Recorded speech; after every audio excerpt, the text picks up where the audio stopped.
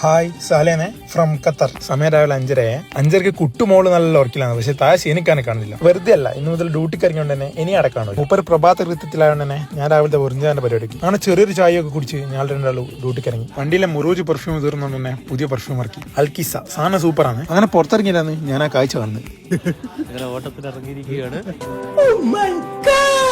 അതും കഴിഞ്ഞ് ഖത്തറിലെ റൂട്ട് പഠിക്കാന്നുള്ള ആഗ്രഹത്തോടു കൂടി മുപ്പര് വാങ്ങിയ ഫോൺ ഹോൾഡർ വണ്ടിയിലേക്ക് സെറ്റ് ചെയ്ത് കൊടുത്ത് ലൊക്കേഷൻ സെറ്റ് ആക്കി കൊടുത്ത് നേരെ വിട്ട് ഡ്യൂട്ടിക്ക്. കുട്ടീൻ്റെ ഇടയിലാണ് വേറൊരു കോമഡി. മൂപ്പർ ഖത്തർ നമ്പറാന്ന് പറഞ്ഞ് സിമ്മിന്റെ അവർമെന്റിലെ വേറെ ഏതോ നമ്പർ പറഞ്ഞെടുത്തേക്ക് മൂപ്പർ ചങ്ക്